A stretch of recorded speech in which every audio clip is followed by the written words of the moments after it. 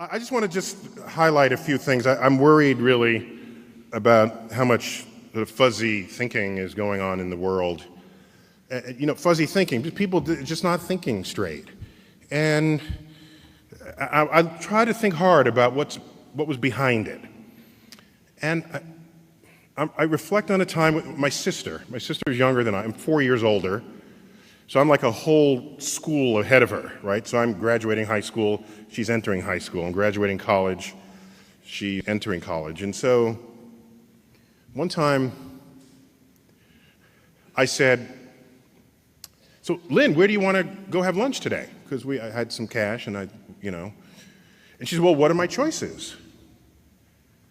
And it was odd because I didn't realize until that moment that she was not yet capable of simply coming up with a fresh idea. Why? Because she'd spent her whole life taking multiple choice tests. So I ask a question, she wants choices in front of her to pick from. This would continue the whole life. And then I tested this with other people. People want choices. And I realized maybe it's hard to just think originally and come up with a fresh thought that the person who's offering the question hadn't thought up yet. Because I think somehow in our society we're hell-bent on the answer.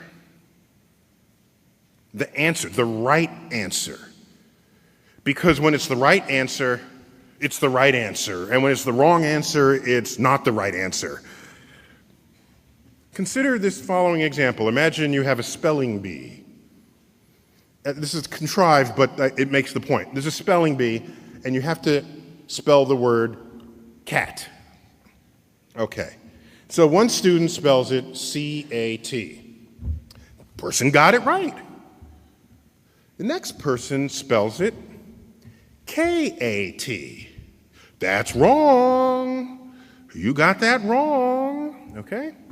Third person spells it X-Q-W. Do you realize that is marked equally as wrong with the K-A-T? When you could argue that K-A-T is a better spelling for cat than C-A-T. Dictionaries know this because that's how they spell it phonetically.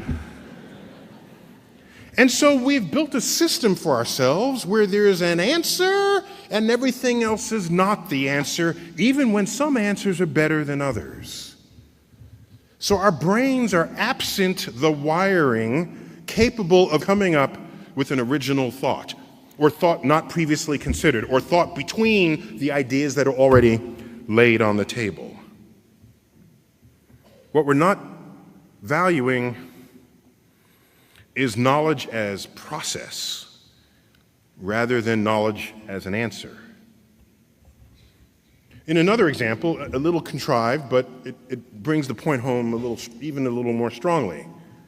If you're an employer and two candidates come up looking for a job, and this is, again, a contrived example, and you're interviewing the two candidates, and you say, as for part of this interview, I just want to ask you, what's the height of the spire on this building that we're in?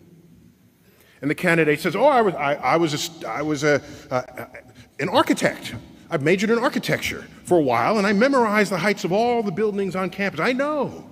The height of that spire is 150 feet. In fact, 155 feet tall. Okay, turns out that's the right answer. That's the right answer. And the person came up with it in seconds. That person goes away, the next candidate walks in. Do you know the height of the spire on this building? The candidate says, no, but I'll be right back.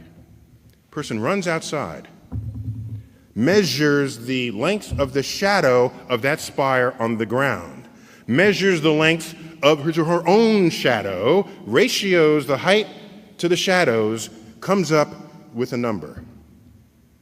Runs back inside, it's about 150 feet. Who are you going to hire? I'm hiring the person who figured it out, even though it took that person longer, even though the person's answer is not as precise. I'm hiring that person because that person knows how to use the mind in a way not previously engaged. You realize when you know how to think, it empowers you far beyond those who know only what to think.